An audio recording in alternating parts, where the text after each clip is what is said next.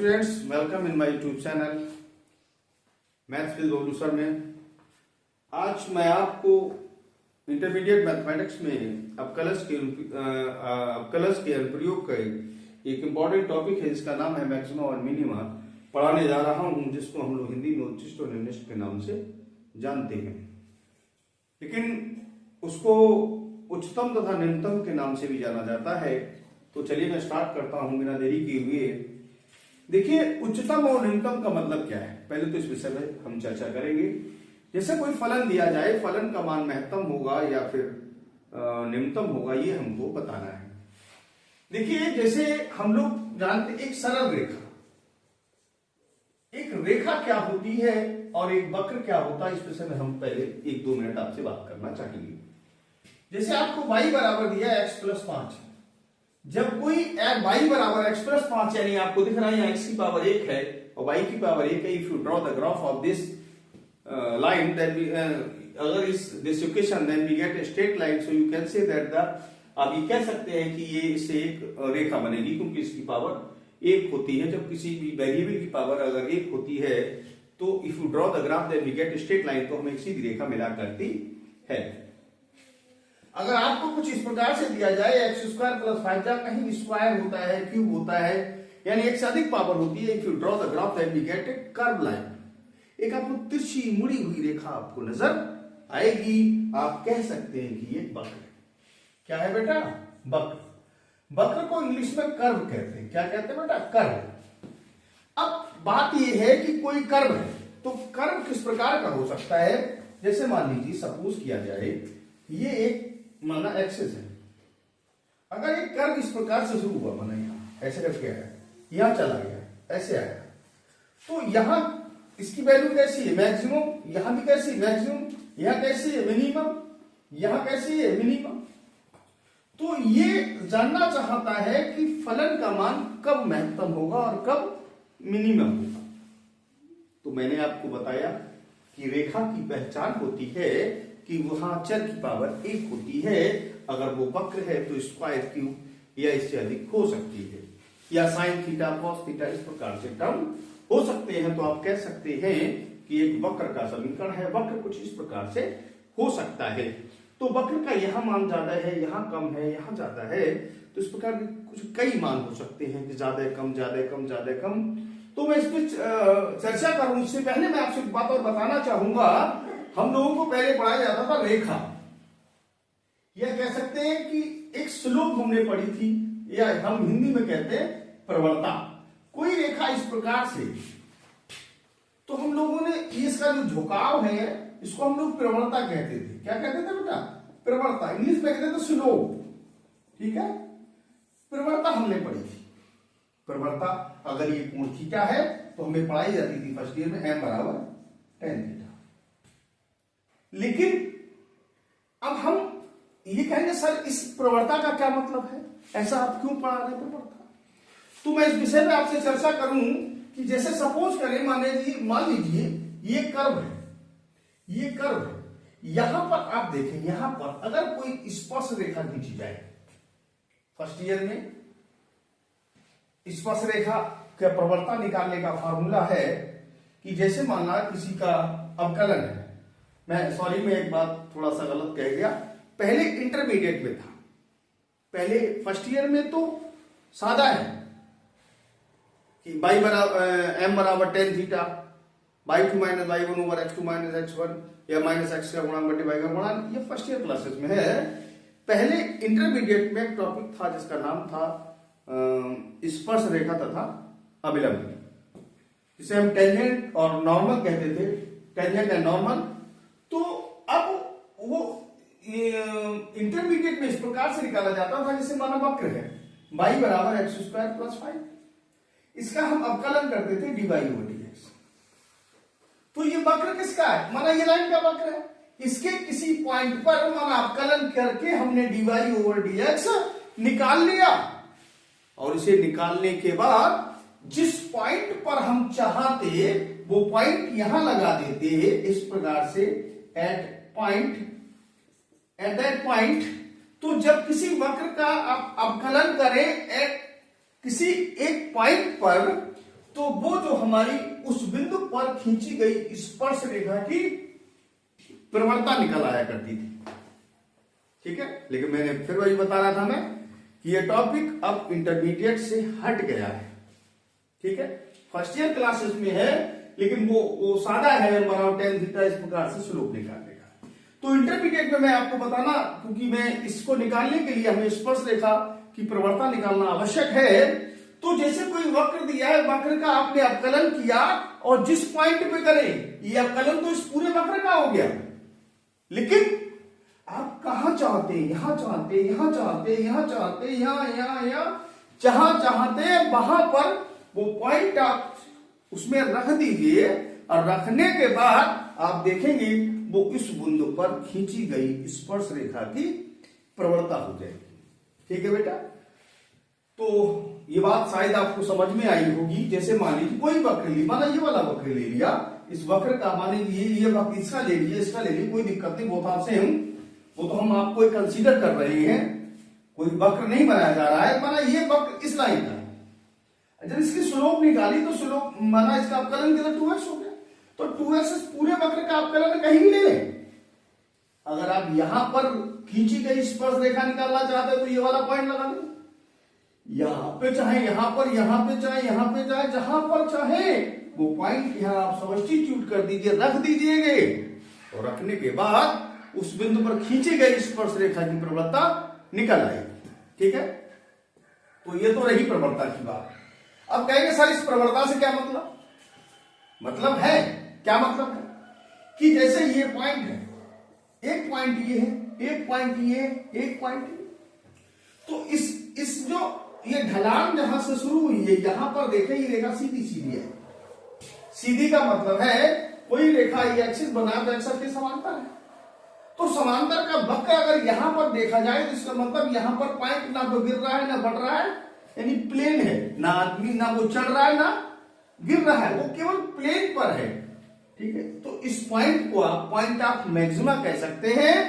यहां पर भी सिचुएशन वही है, इस पॉइंट को आप, अब प्रॉब्लम ये यहां पर, क्योंकि ये रेखा मैंने बताया था कि फर्स्ट ईयर में बताते हैं एक्स अक्ष से ये समझाया जाता है कि एक्स अक्ष से झुकाव ही प्रवणता होती है। कक्षा 11 कहता है कि स्लोप जो होती है वो एक्स अक्ष से झुकाव होती है। अब कोई रेखा अगर इस प्रकार से आ रही है, ये एक्स अक्ष से पैरेलल आ रही है, इट मींस एंगल इज 0। जब एंगल 0 है तो प्रवणता कितनी हो, 0, क्योंकि m बराबर tan थीटा, और tan 0 का मान 0 होता है, इसका मतलब प्रवणता 0 हो गई। जब प्रवणता 0 हो गई, इसका मतलब है कि यहां पर हर पॉइंट पर प्रवणता कैसी होगी, 0 होगी। अब 0 होगी तो हम ये नहीं कह सकते ये पॉइंट ऑफ मैक्सिमा है, ये पॉइंट ऑफ मिनिमा है, ये पॉइंट ऑफ मैक्सिमा है, ये पॉइंट ऑफ मिनिमा, यानी ये महत्तम है, ये निम्नतम है, ये नहीं कह सकते। क्यों नहीं कह सकते, क्योंकि हमको ये नहीं मालूम कि ये यहां पर या यहां पर, लेकिन हाँ ये कह सकते हैं कि यहां पर वक्र टर्न हुआ है, यहां पर वक्र टर्न हुआ है, यहां पर वक्र टर्न हुआ है, यहां पर वक्र टर्न हुआ है, लेकिन we can not say that definitely. हम ये नहीं कह सकते कि ये पॉइंट अगर किसी की प्रवणता 0 आती, यहां सब जगह पॉइंट जो है प्रवणता कैसी होगी, हमारी 0 होगी। बात समझ में? फिर एक बार मैं रिपीट करना चाहूंगा कि मैंने कहा था कि सरल रेखा का मतलब यह है कि अगर एक घाट है तो रेखा है, वक्र इट मींस 2 3 4 5 6 पावर कुछ भी हो सकती है, this is called a curve. अब जब किसी का, मैंने कहा था कि हाई इंटर फर्स्ट ईयर में कि जो प्रवणता निकालने का फार्मूला होता है m बराबर tan थीटा, तो tan थीटा का मतलब क्या है, m बराबर जो tan थीटा है, जो कोण है वो आपको निकाला जाएगा। अगर कोण एक्स अक्ष की रेखा समांतर है, इसका मतलब एंगल कितना है, 0। अब एंगल जब 0 है तो m बराबर tan थीटा हो गया, m बराबर tan थीटा हो गया तो ये प्रवणता निकालने का फार्मूला। फिर यहां समझे, थोड़ा समय लगेगा समझने के लिए, थोड़ा ध्यान से देखें। देखिए है क्या ये बात समझ में आई। अब यहां देखें स्लोप मैंने कहा था ये फर्स्ट ईयर में है कि अगर कोई रेखा एक्स से कोण बना रही हो तो m बराबर tan थीटा प्रवणता होगी। लेकिन मैंने बताया इंटरमीडिएट में एक चैप्टर है जिसका नाम है स्पर्श रेखा और अवलंब, नॉर्मल एंड टेंजेंट। तो नॉर्मल और टेंजेंट पे क्या है कि वो वक्र दिया है उसका अवकलन कर दे सिंगल टाइम, और उसके बाद जो पॉइंट है, माना ये वक्र है, इसका पॉइंट इसका दिया है ये वक्र, अगर इसके अवकलन कर दे तो ये अवकलन हो गया। जो पॉइंट यहां यहां यहां यहां यहां कहीं पॉइंट लगा दे और ये पॉइंट जब यहां रख देंगे तो डिवाइड दिस एट पॉइंट कहलाएगा दिस इज द स्लोप। जिस पॉइंट पे था उस पॉइंट पर आपकी स्लोप आ सकती है। ठीक है, अब स्लोप में मैंने कहा था, अब स्लोप का मतलब क्या है? स्लोप में मैं समझा रहा था कि यहां पर, यहां पर और यहां पर और यहां पर, इन सब पॉइंट पे रेखा इस प्रकार से होगी, सीधी होगी। इट मींस आप कह सकते हैं ये वक्र टर्न हुआ, या यूं टर्न हुआ या यूं टर्न हुआ। टर्न का मतलब ये है कि यहां पर वक्र मुड़ा, लेकिन हम डिवाइड यहां पर यहां पर यहां पर इन सब जगह हम कह सकते हैं here the divide X is 0, but we can not say that definitely, हम ये निश्चित तौर से नहीं कह सकते कि वक्र ऊपर वाला है नीचे वाला है, यानी किसी का डिवाइड 0 आ जाता है, इसका मतलब है कि वक्र मात्र टर्न हुआ, लेकिन ये नहीं कह सकते ये पॉइंट ऑफ मैक्सिमा है या पॉइंट ऑफ मिनिमा है। इसके लिए हम क्या करेंगे, ये कैसे निकालेंगे, कैसे क्या करेंगे, तो इस विषय में हम चर्चा करते हैं आपसे। देखिए हम करते क्या है, तो बात आप समझ में आ गई कि ये मिनिमम मैक्सिमम, लेकिन इसमें मैं थोड़ा सा और आपको एक्सप्लेन करना चाहूंगा है क्या बेटा। जैसे ये पॉइंट, इसको आप इस प्रकार से निकालेंगे। देखिए एक पहले इंटरमीडिएट मैथमेटिक्स में होता था उच्चिष्ट और निम्निष्ठ, लेकिन आजकल जो है वो है local maxima and local minima. एक नाम है absolute maxima and absolute minima. अब ये क्या है, इस विषय में बात करते हैं। ठीक है, local maxima and local minima. क्या है बेटा, लोकल मिनिमा। अब ये चीज क्या है पहले तो आप समझिए लोकल क्या होता है। आप मान लीजिए, देखिए ये यहां पर एक चीज मैं थोड़ा सा और एक्सप्लेन करूं। ये वक्र कुछ इस प्रकार से ऊपर आ गया, तो जब किसी फलन का जब हम वक्र बनाएंगे, यानी फलन जैसे बनाइए फलन है, जब किसी का वक्र बनाएंगे तो यहां फलन ज्यादा हुआ, फिर ये कम हुआ, फिर ये और ज्यादा हो गया, फिर ये और कम हो गया। तो फलन में जब हम किसी का डिवाइडेक्स निकालेंगे तो अगर डिवाइडेक्स 0 होगा तो हम ये नहीं कह सकते फलन ये वाला मान है, ये है, ये है। उसके लिए हम दूसरी बात आपको बताएंगे, फिर थोड़ा सा और दूर चलते हैं, वो बात को हम फिर बैक में लाएंगे। जैसे ये पॉइंट है, वो बात में बाद में समझाऊंगा ये कैसे पता चलेगा ऊपर और नीचे है। ये पॉइंट है, ये पॉइंट कैसा है फलन का, मैक्सिमा। ये कैसा है, मैक्सिमा। और यहां भी अगर इस प्रकार से थोड़ा ले ले तो ये भी मैक्सिमा है। अब क्योंकि ये अब मैक्सिमा कैसे, जैसे वाला लाइक मान लीजिए, मैं मान लीजिए सपोज करिए, मान लीजिए एक क्षेत्र का कोई मान लीजिए विधायक, तो विधायक क्या अपनी विधानसभा के लिए एक डॉन है, मतलब अपनी विधानसभा के लिए एक सुप्रीम है। अगर मान लीजिए कोई मुख्यमंत्री है तो अपने प्रदेश के लिए सुप्रीम है। मान लीजिए प्रधानमंत्री है तो वो अपने लिए सुप्रीम है। उससे बड़ा कोई राष्ट्रपति है तो उसके लिए सुप्रीम है। तो एक स्थानीय का मतलब है अपने उस मतलब आसपास के लिए वो सुप्रीम है। बात समझ रहे हैं हमारी बात। तो जैसे ये पॉइंट है, ये पॉइंट अधिकतम है किसके लिए, थोड़ा इधर देखें थोड़ा इधर देखें तो ये पॉइंट कहलाएगा लोकल मैक्सिमा। ये पॉइंट है। इस पॉइंट पे क्या है, इससे पहले देखिए तो मान कम है, इसके बाद देखिए तो मान कैसा है, ज्यादा है। तो ये पॉइंट कैसा कहलाएगा, लोकल मैक्सिमा। ये पॉइंट है, ये भी लोकल मैक्सिमा है। क्यों, इससे पहले देखिए तो कम है, इसके बाद देखिए तो ज्यादा है। It means you can say that ये सब मान कैसे है, लोकल मैक्सिमा। ठीक है, अब मिनिमा की बात करते हैं। जैसे ये पॉइंट है, ये पॉइंट मिनिमा है। कैसे, ये इससे ऊपर देखें तो ज्यादा है, इसके बाद देखें तो ज्यादा है, यानी ये कम है, ये छोटा है, अपने आसपास के लिए छोटा है। इसका मतलब ये कैसा है, पॉइंट ऑफ मिनिमा। इसकी बात कर लें, ये क्या है, अपने आसपास के लिए देखें, ये सबसे नीचे है तो ये क्या है, पॉइंट ऑफ मिनिमा। अब बात ये रही लोकल। लोकल को मैं हिंदी में लिखते हैं स्थानीय। क्या लिखते हैं बेटा, स्थानीय क्या लिखा है, स्थानीय मैक्सिमा को लिख सकते हैं उच्चतम। क्या लिखे बेटा, स्थानीय उच्चतम और ये स्थानीय निम्नतम। ठीक है, तो इन सबका नाम क्या है, इनका नाम क्या है, ये लोकल मैक्सिमा और ये क्या है, लोकल मिनिमा। ठीक है, तो लोग यानी कि स्थानीय उच्चतम और स्थानीय न्यूनतम। जैसे मान लीजिए कोई व्यक्ति अपने घर में रह रहा है, मान लीजिए वो सबसे बड़ा अपने घर में, तो अपने घर के लिए वो क्या है, डॉन, मानो उसकी चलती है, तो वो क्या मैक्सिमा है। और वही मान लीजिए एक बड़े कस्बे में पहुंच गया, तो वहां और कोई बड़ा व्यक्ति है, तो वो उसके सामने सब दाएं बाएं वाले छोटे हैं, यानी वो ज्यादा है, तो वो क्या है।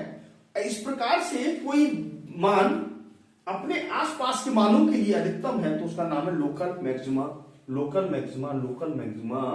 और कोई मान इस प्रकार से आपके दाएं बाएं के लिए सबसे कम है तो वो क्या है, लोकल मिनिमा, लोकल मिनिमा, यानी स्थानीय उच्चतम मान, स्थानीय निम्नतम मान।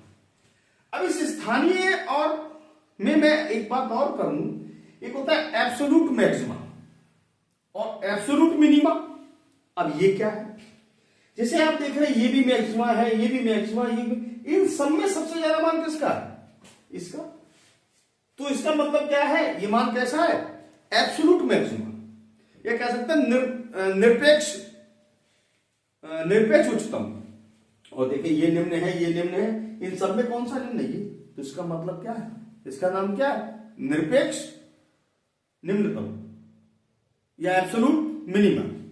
ठीक है बेटा, तो इतना नोट कर ले, उसके बाद मैं आपको आगे एक्सप्लेन करता हूं। तो डियर स्टूडेंट्स, मैं आपको भी समझा रहा था कि उच्चतम और निम्नतम क्या होता है। तो मैंने आपको बताया तो उच्चतम बेटा क्या होता है कि जैसे कोई वक्र होता है, वक्र का अगर हम कोई ग्राफ खींचे तो वो मान लीजिए कुछ टॉपेस्ट पॉइंट मिलेंगे, कुछ उसके लोएस्ट पॉइंट मिलेंगे। तो जहां पर उसके टॉपेस्ट पॉइंट है, जहां टॉप है, वो कैसा है, पॉइंट ऑफ मैक्सिमा, और जो हमारे सबसे नीचे वाले पॉइंट है वो पॉइंट क्या है, मिनिमा। अब इस मिनिमा और मैक्सिमम मैंने कहा था कि कोई भी चीज अपने आसपास के लिए मैक्सिमम है तो वो पॉइंट ऑफ मैक्सिमा है, और मान लीजिए उन मैक्सिमा में जो सबसे अधिक वैल्यू है वो हमारा पॉइंट ऑफ, मतलब उनमें से जो सबसे अधिक है उसका नाम क्या है, एब्सोल्यूट मैक्सिमा या निरपेक्ष महत्व। तो जैसे मैं आपको एक वक्र बताना चाहूंगा, वक्र के माध्यम से मैं समझाता हूं आपको। जैसे यहां से एक वक्र शुरू है, इस प्रकार ये वक्र ऐसे चला गया, ऐसे आ गया, फिर ऐसे चला गया। तो देखिए ये पॉइंट, ये पॉइंट, ये पॉइंट, ये पॉइंट, ये चारों पॉइंट जो है वो आपकी पॉइंट ऑफ मैक्सिमा है। कैसे हैं ये चारों पॉइंट, का है पॉइंट ऑफ मैक्सिमा। और ये पॉइंट कैसे हैं, ये पॉइंट ऑफ मिनिमा। आप देख पा रहे होंगे कि यहां पर इस फलन का सबसे अधिक मान है, तो इसका नाम क्या है, एब्सोल्यूट मैक्सिमा। क्या है, क्या होता, निरपेक्ष, निरपेक्ष होता, अरे भाई निरपेक्ष दिख रहा है, निरपेक्ष महत्व। और ये क्या ऐसा है, निरपेक्ष निम्नतम। कैसा है, निम्नतम। हाथ समझ गए। और ये क्या है, स्थानीय महत्व। देखिए फिर आप समझे, एक बार मैं आपको दोबारा कई बार एक्सप्लेन कर चुका हूं कि ये है स्थानीय महत्तम, ये है स्थानीय महत्तम, ये है स्थानीय महत्तम, ये है स्थानीय महत्तम। लेकिन इन सब में ये ज्यादा है, तो इसका नाम क्या है, एब्सोल्यूट निरपेक्ष। हिंदी में कहता है निरपेक्ष महत्तम। ठीक है बेटा, यानी ये भी मैंने क्या कहा था, कोई व्यक्ति मान लीजिए डॉन है, अपने आसपास के लिए डॉन है, यानी इसका मान ज्यादा है अपने आसपास के लिए, तो ये स्थानीय महत्तम। ये अपने आसपास भी जाता है, ये भी स्थानीय महत्तम है, ये भी स्थानीय महत्तम है, ये भी स्थानीय महत्तम है। लेकिन इन सब में ये ज्यादा है, इसका मतलब क्या है कि ये निरपेक्ष महत्तम एब्सोल्यूट मैक्सिमा है, ये सबसे ज्यादा है। अब ये ज्यादा है, ये कम है, ये कम है, ये कम है, ये सबसे कम है। जब ये सबसे कम है तो आप कह सकते हैं कि मान कैसा निरपेक्ष निम्नतम मान है, ये एब्सोल्यूट मिनिमा है, ठीक है। तो ये इसको कहा जा सकता है। अब मैं इसी में आपको बताना चाहूंगा कि जैसे यहां देखिए, मैंने अभी समझाया भी था, यहां देखें, यहां इस वक्र पर यहां स्पर्श रेखा खींचे तो इसका मान कितना है 0। लेकिन यानी हम ये कह सकते हैं कि अगर किसी वक्र का अवकलन करा के dy और dx जो निकले उसे 0 को बराबर दिखा दे तो ये x के मान निकल आएंगे। लेकिन कौन से मान निकलेंगे? वो मान जहां ये वक्र टर्न होता है, चाहे ये टर्न हो चाहे ये टर्न हो। लेकिन आप ये नहीं बता सकते कि इस पर फलन महत्तम है या इस पर फलन निम्नतम, ये नहीं बता सकते। आप इसको फिर कैसे बताएगा? तो इसके लिए हमारे पास महत्तम मतलब मैक्सिमा और मिनिमा निकालने की दो विधियां। पहले विधि का नाम है प्रथम अवकलन विधि, प्रथम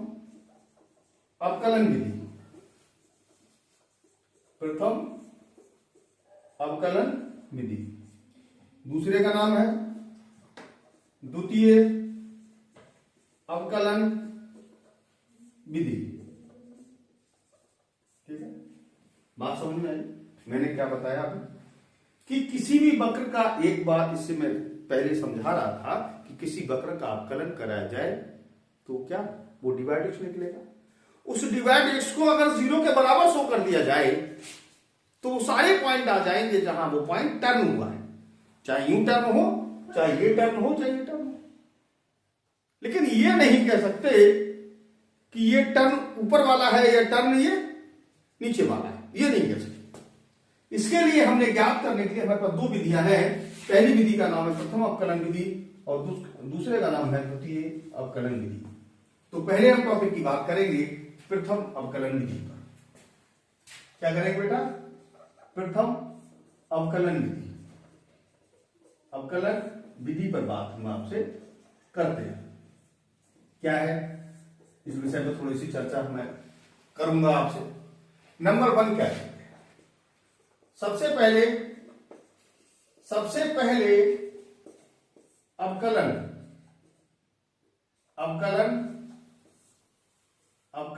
कर dy ओवर dx ज्ञात कर लेते हैं। ठीक है, बात समझ आई? कौन सी विधि की बात चल रही है? प्रथम विधि।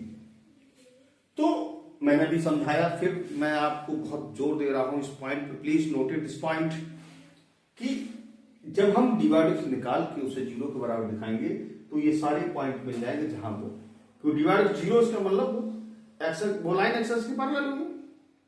इसका मतलब वो सारे पॉइंट आ जाएंगे, यानी ये पॉइंट मिल जाए। लेकिन हम ये नहीं कर सकते कि यहां मैक्सिमा है या यहां मिनिमा है, या यहां मैक्सिमा या मिनिमा, ये नहीं कर सकते। तो इसके लिए हमारे पास दो विधियां, प्रथम विधि है प्रथम अवकलन विधि और दूसरी है द्वितीय अवकलन विधि। तो पहले हम पहली बात करेंगे प्रथम अवकलन विधि से कैसे निकालेंगे। तो सबसे पहले हम अवकलन कर dy और dx ज्ञात कर लेते हैं। ठीक है, dy और dx ज्ञात हो गया। नंबर 2 क्या करेंगे? dy और dx बराबर 0 कर देते हैं, 0 कर देते हैं। क्या करेंगे बेटा? 0 करेंगे। 0 करने से आपको ये सारे पॉइंट मिल जाएंगे जहां ये कर्व टर्न हुआ है। नंबर तीसरे पे क्या करेंगे? एक हम लाइन बनाएंगे। लाइन बनाने के बाद हमको जो पॉइंट मिला, एक ये मिला, माना ये वाला, माना पॉइंट ए या C1 मान लीजिए, क्योंकि एक कहते हैं क्रिटिकल पॉइंट होता है, तो C1 मान लीजिए। ये माना C2 है, ये माना आपका C3 है, ये माना C4 है, ये माना C5 है, ये माना C6 है, ये वाला यहां पर ये माना C7 है। इस प्रकार से आपको पॉइंट मिल जाएगा। उन पॉइंटों को हम यहां ऐसे करके रखेंगे। माना ये पॉइंट C1 है, ये पॉइंट C2 है, ये पॉइंट C3, ये पॉइंट C4 है। आप मेरी बात समझ पा रहे हैं? हमने अभी बताया था आपको, फर्स्ट सबसे पहले अवकलन कर डिवाइड एक्स याद कर लें, फिर डिवाइड एक्स को 0 के बराबर करेंगे। 0 के बराबर करने से हमें क्या मिलेगा? ये पॉइंट, ये वाले पॉइंट जहां ये कर्व टर्न हुआ है, चाहे ऊपर से चाहे नीचे से। लेकिन जब ये ज्ञात करने के बाद क्या करें, डिवाइड से 0 किया, हमें ये सारे पॉइंट मिल जाएंगे, क्योंकि स्लोप यहां भी, यहां ये एक्सेस के पैरेलल है, तो सारे पॉइंट हमको फाइंड आउट हो जाएंगे। उन पॉइंटों को हम एक रेखा पे रख लेंगे, एक लाइन पर ड्रॉ कर लेंगे इस प्रकार से। और ड्रॉ करने के बाद एक बात मेरी समझने की कोशिश करिए। माना ये x बराबर 2 है, मान लीजिए। इससे पहले क्या होगा, थोड़ा पहले स्पर्श रेखा ऐसे जा रही हो, और इसके बाद स्पर्श रेखा कुछ ऐसे आ रही हो। तो हम क्या करते हैं कि इस पॉइंट से थोड़ा पहले जो हमारा डिवाइड एक्स ज्ञात हुआ है उसमें मान निकालेंगे। डिवाइड एक्स क्या होता है? प्रवणता किसकी? स्पर्श रेखा। अगर वो इस प्रकार से, आप जानते होंगे कि अगर रेखा कोई इस प्रकार से है तो इसका मतलब वो चढ़ रही है, और ऐसे है इसका मतलब उतर रही है। अब ये चढ़ रही उतर रही कैसे पता चलेगा, उसकी बात शुरू करते हैं। जैसे एक मान लीजिए यहां पर आइए, ये वक्र है, यहां से यहां तक, क्योंकि मैंने बताया था m बराबर होता है tan थीटा। जब m बराबर tan थीटा है तो यहां से पहले चतुर्थांश में प्लस का होता है tan, यानी मतलब अगर डिवाइड और डिविजन हमारी प्लस किया जाती है, इसका मतलब वो कर्व चढ़ रहा है। और अगर यहां ऐसी रेखा है, इसका मतलब कर्व डाउन हो रहा है। तो हम क्या करेंगे, सबसे पहले हमने अवकलन करके डिवाइड एक्स निकाल ली और उसको दूसरी बात 0 के बराबर दिखाया, उससे ये वाले पॉइंट हमें मिल गए, ये पॉइंट। इन पॉइंटों को हमने एक लाइन पर रख दिया। आपने पढ़ी होगी, छोटे क्लासेस में पढ़ाई जाती है, एक लाइन पर शो करे, संख्या रेखा पर उसे शो करे पॉइंटों को। इस प्रकार से हमने पॉइंट शो कर दिए। शो करने के बाद हमने देखा, क्या देखा कि इस पॉइंट से थोड़ा पहले, जैसे ये माना ये पॉइंट एक्स बराबर 2, इससे थोड़ा पहले मैंने 1 पे ले लिया और रेखा ऐसे जा रही। इसके बाद थोड़ा सा 2.1 या 2.5 या 3 ले ले, वो लाइन ऐसे जा रही। इसका मतलब ये पॉइंट कैसा है, ये पॉइंट कैसा, ये पॉइंट है पॉइंट ऑफ मैक्सिमा। तो अगर इस पॉइंट से पहले प्लस आ जाए, इसके बाद आ जाए, तो इस पॉइंट को यहां पर हम कहेंगे C1 पर फलन कैसा है, महत्तम है, महत्तम है। ठीक है। अब माना, क्योंकि मैंने कहा डिवाइड पॉइंट करना, 0 को बराबर करना, कई सारे पॉइंट मिलेंगे। माना C2 मिला, क्या मिला, C2 में हमने C2 से थोड़ा पहले यहां देखा तो रेखा ऐसे करके आ रही, यानी माइनस की थी। इसके थोड़ा बाद देखा तो रेखा ऐसे थी। इसका मतलब ये पॉइंट कैसा है, ये पॉइंट ऑफ मिनिमा है। मैंने बताया पॉइंट ऑफ मैक्सिमम मिनिमा कि डिवाइड एक्स निकालने के बाद हम 0 बराबर करते, वो सारे पॉइंट मिलेंगे जहां रेखा इस प्रकार से, चाहे ऊपर से टर्न हो रही, चाहे नीचे से टर्न हो रही, वो सारे पॉइंट मिलेंगे। लेकिन हम ये नहीं कह सकते ये पॉइंट ऊपर वाला, ये पॉइंट नीचे वाला। उसके लिए हमने क्या कहा, मैंने कहा था पहली विधि हमारे जिसका नाम है प्रथम अवकलन विधि, और दूसरी इसका नाम द्वितीय अवकलन विधि। तो पहले हमने बात की थी प्रथम अवकलन विधि की, तो उसके अंतर्गत सबसे पहले अवकलन कर हम डिवाइड ज्ञात कर लेंगे, और करने के बाद फिर डिवाइड को 0 करेंगे। ऐसा करने से ये सारे पॉइंट मिल जाएंगे जहां वक्र टर्न किया है। ठीक है। उन पॉइंटों को एक रेखा पे रख लेंगे। रखने के बाद उस, जैसे माना ये पॉइंट है, थोड़ा पहले देखेंगे लाइन ऐसे जा रही है, इसके बाद चढ़ रही है, उसके थोड़ा बाद 2 के बाद 2.5 3 जो भी है ले लें, वो लाइन झुक रही। इसका मतलब ये पॉइंट कैसा, ये पॉइंट ऑफ मैक्सिमा है। यहां हमने लिखा C1 का फलन महत्तम है। यहां की बात करी, माना ये x बराबर 4 है, सब कुछ करें। इससे पहले 3 को देखा तो वक्र इस प्रकार से था, इसके बाद देखा तो वक्र ऊपर जा रहा था। इसका मतलब क्या हो गया, ये पॉइंट क्या है, जो पॉइंट है निकले उसमें क्या है, इस पॉइंट का फलन कैसा है, निम्नतम। तो यहाँ लिखेंगे C2, अगर यह माइनस है और यहाँ प्लस है तो C2 पर फलन कैसा, फलन निम्नतम है। कैसा है, निम्नतम है। ठीक है। तो इस प्रकार से अगर प्लस से माइनस, पहले प्लस फिर माइनस हो रहा है, पहले माइनस फिर प्लस हो रहा है, तो फलन अगर पहले प्लस फिर माइनस है तो पॉइंट ऑफ मैक्सिमा है, और पहले माइनस फिर प्लस है तो पॉइंट ऑफ मिनिमा है। ये हमारी विधि है जिसका नाम है प्रथम अवकलन विधि। ठीक है, तो आप चाहे इसका स्क्रीनशॉट ले लें, फिर हम अगली विधि आपको बताएंगे। चलिए डियर स्टूडेंट्स, तो आज अब हम आपको सेकंड द्वितीय अवकलन विधि से बताएंगे किस प्रकार से हम क्वेश्चन को ज्ञात कर सकते हैं। तो देखिए द्वितीय अवकलन विधि, अवकलन विधि कौन सी है? द्वितीय अवकलन विधि। कैसे करेंगे इसको थोड़ा ध्यान दें, बहुत डीपली मैं कोशिश कर रहा हूं आपको इतना डीपली समझाया जाए कि आपको दोबारा पढ़ने की जरूरत ही ना पड़े। ठीक, देखिए तो सबसे पहले जैसे क्वेश्चन दिया आपको x² + 5 मान लीजिए, तो सबसे पहले क्या करेंगे? नंबर 1 हम डिवाइडेड निकालेंगे, डिवाइडेड ज्ञात करते हैं। ठीक है बेटा, करने के बाद नंबर 2 क्या करेंगे आप? डिवाइडेड x को 0 के बराबर करते हैं, बराबर करते हैं।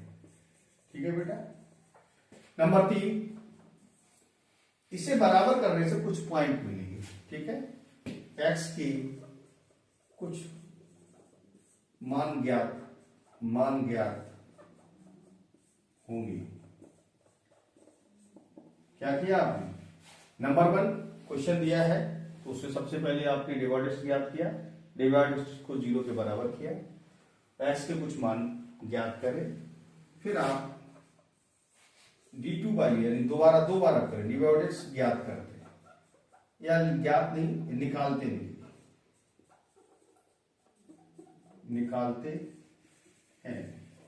निकालने के बाद अगला नंबर है कि सबसे पहले हमने क्या करा? y बराबर दिया, डिवाइडेड निकाला, उसको 0 को बराबर किया, फिर x के कुछ मान ज्ञात हुए, फिर d2/dx निकाला।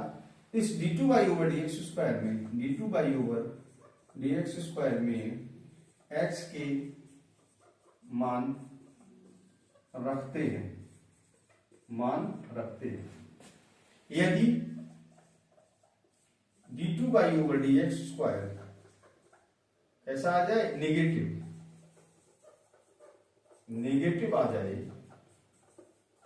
आ जाए, कैसा मिले? नेगेटिव आ जाए, तो उस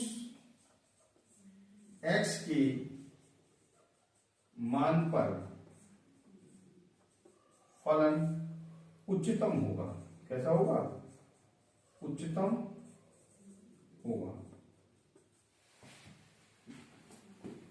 यदि d2/dx² का मान ऐसा आ जाए, पॉजिटिव यानी धन का आ जाए, पॉजिटिव आ जाए, तो उस x के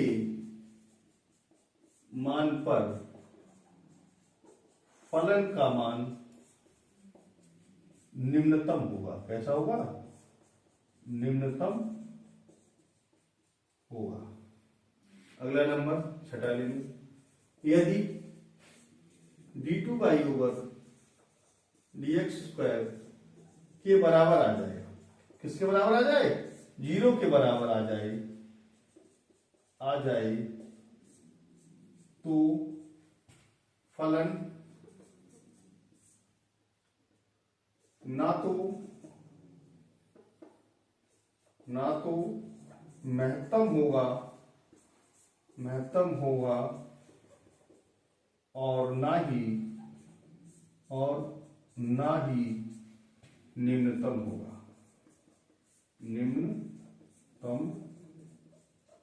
होगा। ठीक है, अगली बात देखिए, ध्यान दें, फिर से एक बार दोबारा रिपीट करते हैं। y बराबर दिया है, सबसे पहले डिवाइडेड ज्ञात करते हैं, फिर उसको डिवाइडेड को 0 के बराबर करते हैं, x के कुछ मान प्राप्त होंगे। इसके बाद मैं आपको जब क्वेश्चन लूंगा तो मैं आपको एक्सप्लेन करूंगा। फिर आपको d2/dx² निकालते हैं, इसमें d2/x के मान रखते हैं। यदि d2/dx नेगेटिव या ऋणात्मक आ जाए तो x के मान पर फलन उच्चतम होगा और यदि D two by D x square का मान पॉजिटिव आ जाए तो एक्स के मान पर फलन का मान न्यूनतम होगा, और D two by D x square अगर 0 के बराबर आ जाए तो फलन ना महत्तम होगा और ना ही न्यूनतम होगा। ठीक है। अच्छा, महत्तम मान निकालना है। क्या निकालना है?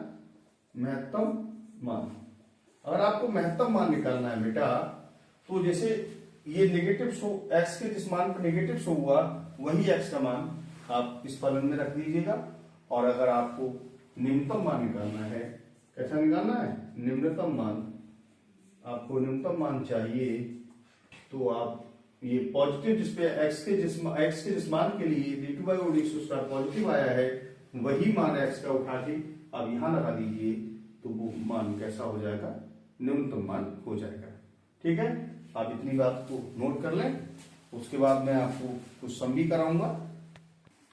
डियर स्टूडेंट्स, मैंने जो आपको अभी द्वितीय अवकलन विधि बताई, इसमें मैं जो समझा रहा था उसमें मैंने कहा था कि आपको जो एक्स के मान रखने पर जो मैक्सिमा या मिनिमा आएगा, इनको हम लोकल मैक्सिमा या स्थानीय उच्चतम एवं स्थानीय न्यूनतम मान से जानते हैं। लेकिन इसमें कुछ स्पेशल कंडीशन भी होती है, कुछ नोटिव पॉइंट है, आपको अपना थोड़ा दिमाग में रखिए। नंबर एक क्या है? जैसे माना आपने डिवाइडर्स निकाला, डिवाइडर्स निकाल के आपने 0 के बराबर दिखा दिया। एक्स का मान 1 मिला, माना 2 मिल गया, यानी एक्स का मान 1 ही प्राप्त हुआ। जब एक्स का मान 1 प्राप्त हुआ तो आप कह सकते हैं, और माना उस पर आपने उसको जब डबल डिफरेंशिएट निकाला और मान अगर आपका हो गया नेगेटिव, इसका मतलब आप कह सकते हैं फलन इस पर महत्तम है। अब फलन कह सकता है कि क्या इसका कोई न्यूनतम मान होगा, तो आप कहिए एक्स का मान 1 ही प्राप्त होता है जिसका फलन महत्तम है, अतः इसका न्यूनतम कोई मान ही नहीं होगा। ठीक है। दूसरी बात, अगर मान लीजिए एक एक्स का मान जो प्राप्त हुआ इस पर फलन अगर आ गया आपका न्यूनतम, और आपसे पूछे क्या इसका उच्चतम मान होगा, तो आप बता सकते हैं एक्स का एक ही मान प्राप्त होता है जिस पर फलन न्यूनतम है, अतः इसका कोई उच्चतम मान नहीं होगा। फिर हमने दूसरी बात आपको समझाई थी अभी कि D two by over D x square जब हम निकालते हैं और वो 0 आ जाए, इसका मतलब फलन ना उच्चतम होगा ना न्यूनतम होगा। इसमें एक चीज और ज्वाइंट आप कर सकते हैं कि अगर आपने डिवाइडर्स निकाला, डिवाइडर्स निकालने के बाद आपने उसे 0 के बराबर करा, 0 को बराबर करने से जैसे लाइक एज एक्स प्लस यानी कि x square plus x plus 1 है।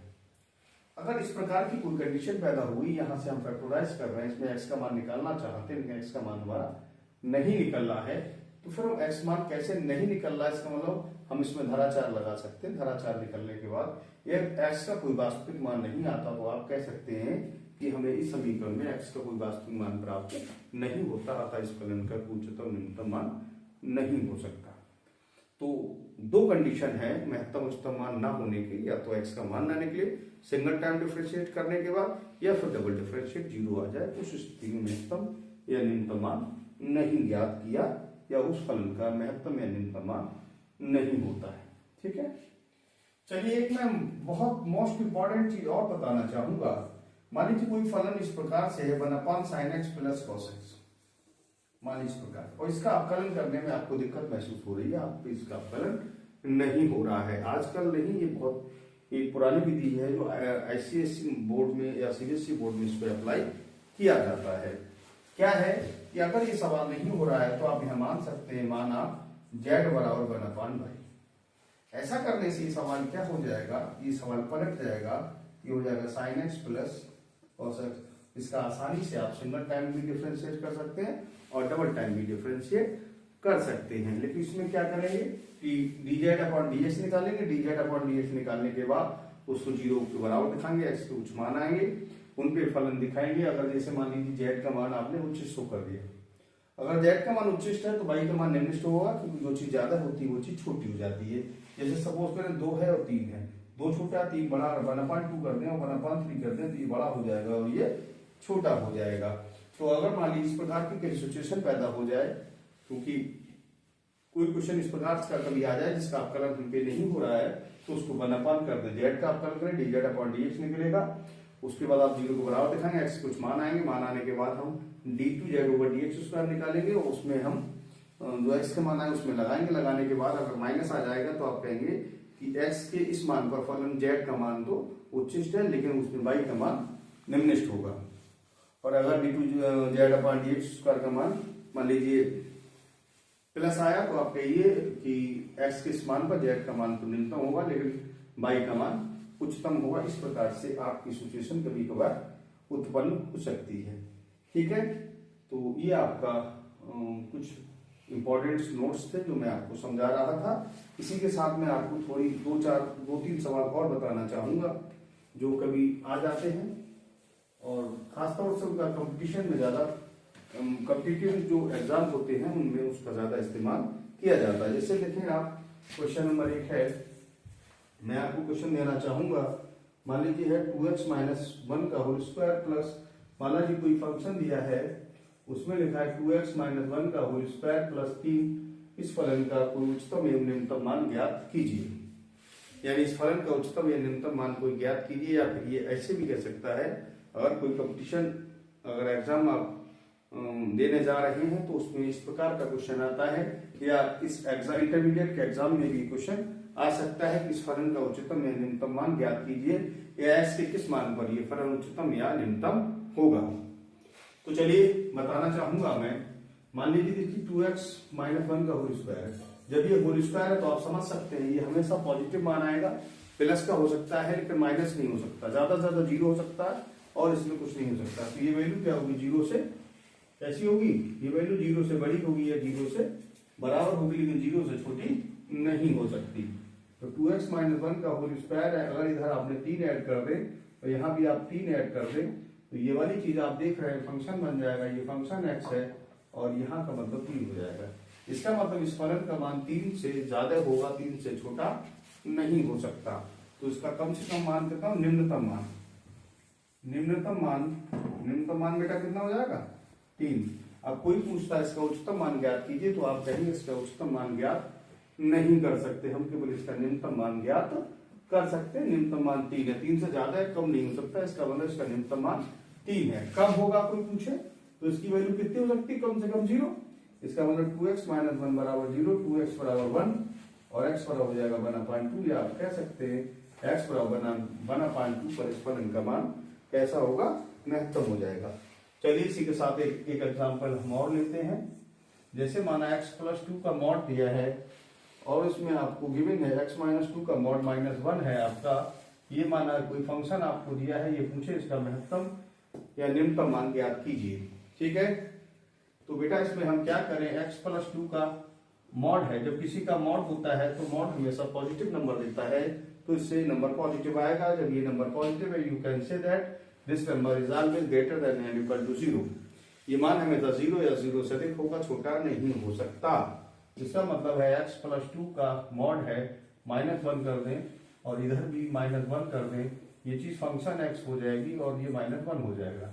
इसका मतलब इसका निम्नतम मान कितना होगा, ये वैल्यू इससे बड़ी ही हो सकती, कम नहीं हो सकती। इसका मतलब निम्नतम मान, इसका निम्नतम मान बेटा कितना है, -1। ठीक है, तो इसका निम्नतम मान आपका कितना हो जाएगा, आपका -1 हो जाएगा। अब जैसे कोई क्वेश्चन आपको दिया जाए, मान लीजिए आपको क्वेश्चन दिया है कि sin 4x + 3 का, मान लीजिए एक एग्जाम्पल और ले सकते हैं। एग्जाम्पल नहीं, ये क्वेश्चन है लेकिन एक एग्जाम्पल के बतौर हम लोग ले रहे हैं। मान लीजिए कोई क्वेश्चन आपको दिया है sin 4x + 3, sin 4x + 3 का मॉड है, इसका मान आपको महत्तम या निम्नतम मान जानना चाहता है। तो कोई दिक्कत नहीं है, आप इसे यहाँ ऐसे कर सकते हैं। sin 4x जो होता है, sin की वैल्यू हमेशा जो 1 से छोटी होती है, 1 के बराबर होती है, और -1 से बड़ी होती है, उसके बराबर हो सकती है। -1 से कम नहीं हो सकती और 1 से मतलब ज्यादा नहीं हो सकती। ठीक है, दोनों तरफ 3 इसमें ऐड कर दे। अगर मान लीजिए 3 आपने यहाँ ऐड कर दिए सब जगह, 4x + 3, और यहाँ भी आपने 3 ऐड कर दिए, तो ये 2 रह गया, ये मॉड sin 4x + 3 और ये आपका हो गया 4। ठीक है, इतनी बात आपके शायद समझ में आ गई होगी। अब दोनों तरफ चाहे तो मॉड ले सकते हैं। अगर ये मॉड लेंगे तो ये हो जाएगा sin 4x + 3 और ये मॉड हो जाएगा मॉड 4, और ये 2 ही रह गया, और ये आपका हो गया फंक्शन x। ठीक है, और ये हो गया आपका 4। तो आप यहाँ देख रहे हैं इसका महत्तम मान कितना हो जाएगा बेटा, निम्नतम मान 2 हो जाएगा और महत्तम मान कितना हो जाएगा, 4। तो बता सकते हैं इसका न्यूनतम मान 2 और महत्तम मान 4 है। ठीक है बेटा, यहाँ तक नोट कर सकते हैं। फिर अपने इसके बाद कुछ हम आपको इम्पोर्टेंट क्वेश्चन इस एक्सरसाइज के समझाना चाहेंगे। चलिए डियर स्टूडेंट्स, मैंने आपको जैसा कि समझाया कि डायरेक्ट भी आप उच्चतम एवं न्यूनतम मान ज्ञात कर सकते हैं। मैंने दूसरा आपको पहले बताया था कि प्रथम अवकलन विधि से भी कर सकते हैं और द्वितीय अवकलन विधि से भी आप कर सकते हैं, लेकिन मेनली जो है द्वितीय अवकलन विधि का हम लोग ज्यादा यूज करते हैं क्योंकि वो सिंपल भी पड़ती है। उसका हमको फिर प्रथम अवकलन विधि में थोड़ी डिफिकल्टी होती है। वैसे मैंने आपको समझा दिया है, आप चाहें उस विधि का भी इस्तेमाल कर सकते हैं। तो चलिए इसी क्रम में मैं आपको कुछ इंपॉर्टेंट क्वेश्चन लेना चाहूंगा। चलिए क्वेश्चन है आपका, फंक्शन आपको एक्स दिया है sin x minus cos x. आपको क्वेश्चन दिया है sin x minus cos x और ये दिया है 0 से x और ये 2 पाई, यानी x की वैल्यू है वो 2 पाई के वर्ग से छोटी है और 0 से बड़ी है। कोई दिक्कत नहीं है, आप एक सिंगल टाइम अवकलन कर दें। हाँ देखिए बात और है, इस फंक्शन x को आप चाहें तो y भी मान सकते हैं और f डैश x जो लिखा है इसको आप dy ओवर dx भी लिख सकते हैं, कोई दिक्कत वाली बात नहीं है। एक बार अवकलन करिए, इसका अवकलन क्या होगा cos x और इसका cos x का होता माइनस sin x, तो ये आपका प्लस हो गया। अब लिख लीजिए फॉर मैक्सिमा एंड मिनिमा, अब मैक्सिमम मिनिमा के लिए क्या करेंगे, डिवाइडेड लिखने या एफ डैश एक्स लिखने, बात है कि बोथ आर सेम। तो ये हो जाएगा आपका cos x plus sin x बराबर 0, या sin x दिया बराबर क्या हो गया minus cos x।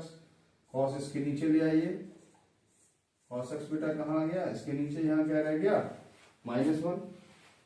Just a minute, इसमें कुछ मुझे लग रहा है कि इसको पोलियो की तरह ड्रॉप की आवश्यकता पड़ रही है, कोई दिक्कत नहीं है। चलिए इसका दाना पानी थोड़ा कम गया था, मैंने दाना पानी इसका पूरा कर लिया है। चलो मैं स्टार्ट करता हूँ। sin x बेटे cos x क्या होता है, tan x होता है।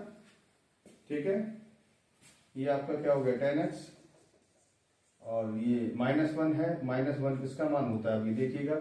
देखिए -1 tan का मान पहले में प्लस होता है, दूसरे में माइनस होता है और तीसरे में प्लस होता है और चौथे माइनस होता है। तो इसका मतलब है कि वैल्यू किसकी भी स्टडी कर रही है। ये मान हो गया tan 135 का, 90 प्लस 45 माइनस, हाँ ठीक ही सही। x बराबर आ गया माइनस आपका, नहीं एक मिनट जस्ट ए मिनट, ये मान है आपका ये tan 45 का और ये आप कह सकते हैं tan x लिख दीजिए आप, या लिखिए tan 180 माइनस 45, या आप कह सकते हैं tan x बराबर हो जाएगा tan 135 या 3π/4, x बराबर हो गया आपका 3π/4, ये आपकी एक माना गया। लेकिन इसने ये क्वेश्चन ने कहा है कि 0 से बड़ी है और 2π से छोटी है, तो वो आप सारे मान ले सकते हैं जो 0 और 2π के बीच लाई करते हैं। ठीक है, अगर यहाँ सी नहीं हो रहा तो यहाँ पर आप लिख लीजिए x बराबर आ गया आपका 3π/4। चलिए आगे देखते हैं दूसरी वैल्यू। मैंने कहा था tan में माइनस का जो मान होता है वो तो या तो सेकंड चतुर्थांश में होता है या फिर फोर्थ में होता है। चलिए फोर्थ को टैली करते हैं अपन लोग। तो फोर्थ में देखें tan x बराबर ये tan 360 माइनस 45, या x बराबर कर सकते हैं 315, तो या 7π/4 भी कर सकते हैं। 7π/4 का मतलब इसको ये लिख दें 7π/4। ये वैल्यू किसकी हो जाएगी, ये वैल्यू और ये दोनों वैल्यू जो हैं आपके सामने दिख रही है, ये 0 2π के बीच लाई कर रही है। ठीक है बेटा, इसके बाद क्या हुआ कि दो ही मान आए कि उसने ये स्पष्ट कर रखा है कि 2π और 0 से बड़ा लेंगे और 2π से हम छोटा लेंगे। ठीक है, चलिए ध्यान दीजिए आप लोग, बेटा जरा ध्यान दीजिए आप। अब प्रोसेस इसका मैंने कहा नहीं कि सेकंड में आपको सेकंड विधि लगाना हो। सेकंड विधि में क्या है, पहली विधि में क्या है कि आपने फर्स्ट बार इसका अवकलन करा के डिवाइड एक्स निकाल लिया, 0 बराबर दिखा के एक्स के मान है, एक्स के मान आने के बाद आप डबल डिफरेंशिएट निकालेंगे। इसका जब आप डबल डिफरेंशिएट निकालेंगे तो डबल डिफरेंशिएट में cos x का हो जाएगा माइनस sin x और sin x का होता है आपका cos x। ठीक है, x का मान कितना 3π/4 है, तो यहाँ लिख दीजिए x बराबर 3π/4 पर। जब ये लगाएंगे 3π/4 तो यहाँ देखें साइन 3π/4 और cos 3π/4। देखिए cos 135 है, cos 135 cos 90 प्लस 45 cos 45 यानी कि cos 45 यानी 1/√2 हो गया, प्लस इसकी वैल्यू होती है -1/√2, तो ये -√2 एलसीएम हो जाएगा, -1 यानी आप कह सकते हैं माइनस ही छोड़ दीजिए, -1 -2/√2 हो जाएगा। इसका मतलब ये -√2 यानी कुल मिला के वैल्यू कैसी है, नेगेटिव है। जब डबल डिफरेंशिएट नेगेटिव आता है, मैंने कहा था आपसे नेगेटिव आने पर हम क्या करते हैं, इसको बता देते हैं ये कैसा है, पॉजिटिव है या फिर नेगेटिव। ध्यान दो बेटा, ध्यान दीजिए, आप ध्यान नहीं दे रहे हैं आप, ठीक है। देखिए ये नेगेटिव आ गया, तो यहाँ आप लिख सकते हैं x बराबर 3π/4 पर फलन कैसा होगा, फलन महत्तम होगा। कैसा होगा, महत्तम होगा। मैंने आपको बताया है कि फलन महत्तम कब होता है, जब डबल डिफरेंशिएट माइनस का आ जाता है, इसका मतलब फलन उस पर महत्तम होता है, ठीक है। अगर आपको महत्तम मान चाहिए, महत्तम मान भी निकालना अगर हो आपको, तो मान कहाँ लगाएंगे आप, जो क्वेश्चन दिया गया है इसमें, क्वेश्चन ये आपको दिया गया है, यानी कि साइन 135 माइनस कॉस 135। साइन 135 का मान शायद 1/√2 होता है, कि cos 90 plus 45 sine 90 plus 45 cos 45, ठीक। माइनस इसका मान होता है -1/√2, तो माइनस माइनस प्लस हो गया, √2 चल जाएगा, √2 यहाँ एलसीएम हो जाएगा, 1 + 1 इसका मान 2/√2 और ये होगा जाएगा √2। तो ये कैसा मान हो गया, महत्तम मान हो गया, ठीक है। अब x बराबर देखें आप 315 पे देख लें, 315 जब आप देखेंगे तो डबल डिफरेंशिएट है आपका, तो उसमें जब आप लगाएंगे वो ये वाला है, माइनस साइन 315 और प्लस कॉस 315। इसका मान हो जाता है -1/√2 होता है, और इसका मान होता है 1/√2। तो 1/√2 ये आ गया, 1/√2 ये आ गया। इसका मतलब चाहे एलसीएम ले लें या ना ले लें, फिलहाल ये आपको पॉजिटिव दिखाई दे रहा है, तो आप कह सकते हैं कि मान कैसा, धनात्मक। जब ये मान धनात्मक हो जाएगा, इसका मतलब है कि फलन कैसा है, निम्नतम है।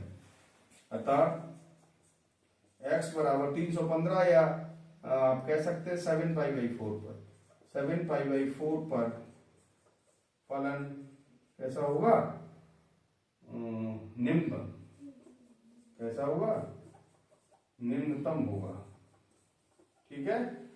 और आपको निम्नतम मान चाहिए तो वो वैल्यू फिर यहाँ लगा दीजिए, और उसके लिए निकालने के लिए अपन चलिए यहाँ पे लगा देते हैं, इतने बीच में आ जाएगा निम्नतम मान,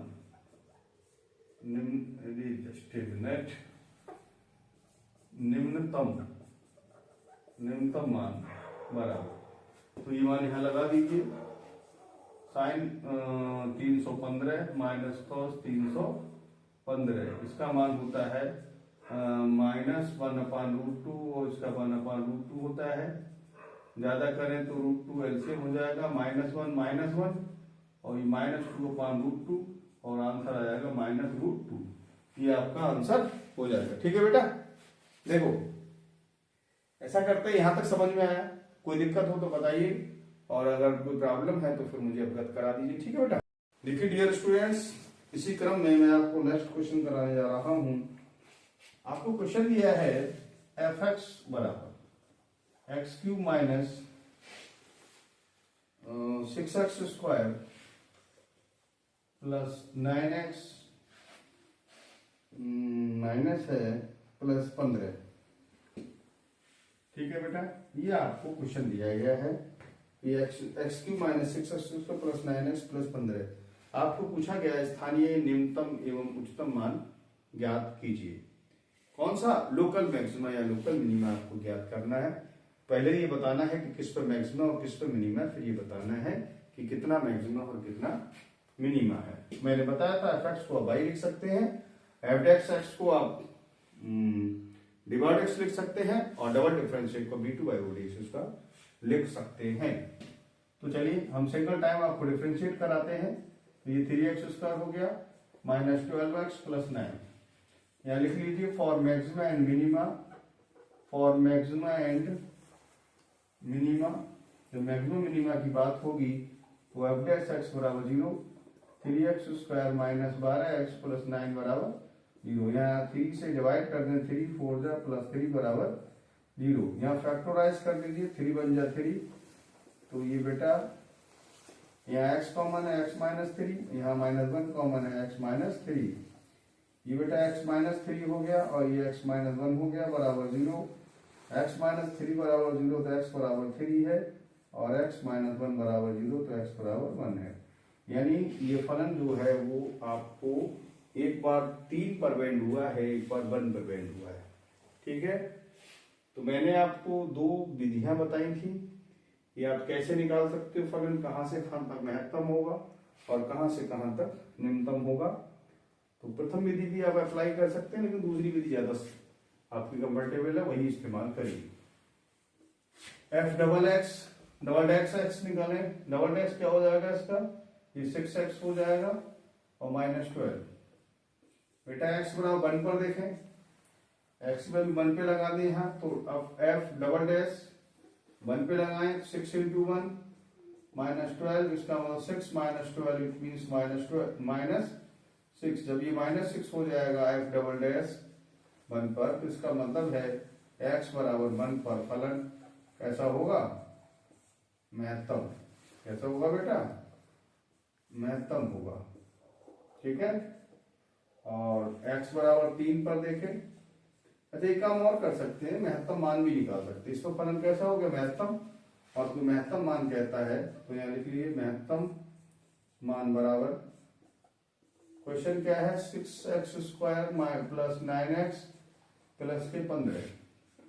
तो x की जगह 1 लगा दीजिए, 6 × 1 का स्क्वायर, 9 × 1 प्लस 15 हो जाएगा, 1 का 1 और 1 6 हो गया प्लस 9 प्लस 15।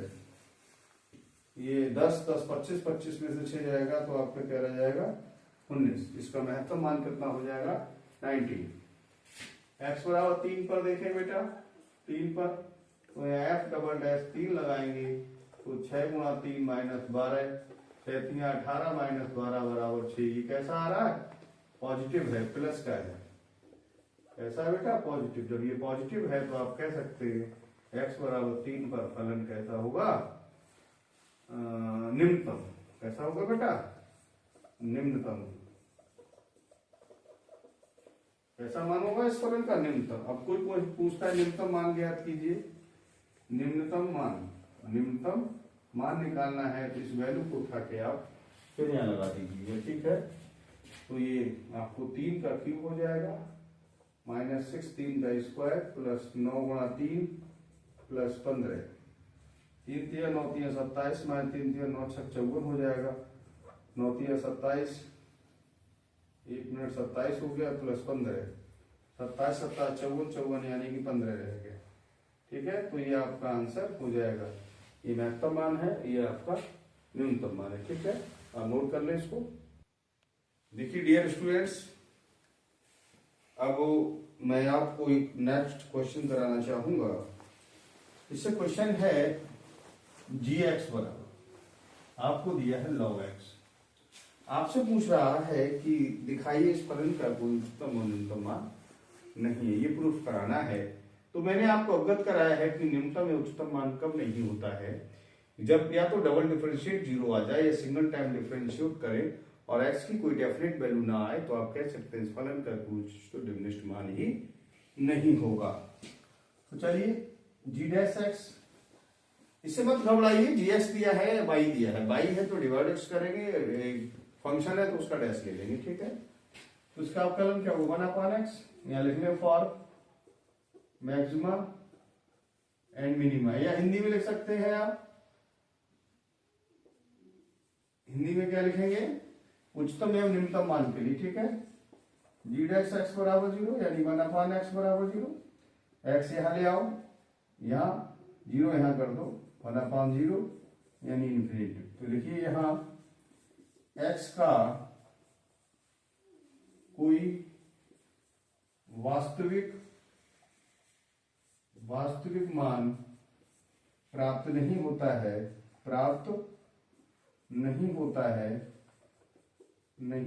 है, अतः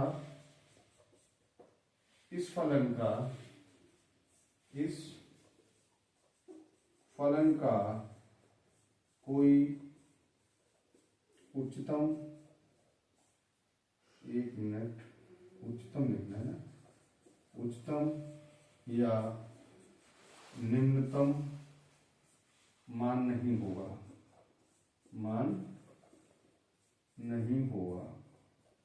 ठीक है बेटा, क्लियर है? मैंने क्या बताया था, या तो डबल डिफरेंशिएट ही ना निकले, सिंगल टाइम निकाल के डबल करते और उसका जीरो आ जाता है, या फिर एक्स का मान ही ना निकले सिंगल टाइम डिफरेंशिएट करने पर, then you can say that ये फलन जो है इसका कोई वास्तविक और ऐसा मान, वास्तविक इसका कोई उच्चतम या निम्नतम मान या मैक्सिमम और मिनिमम वैल्यू नहीं होगी।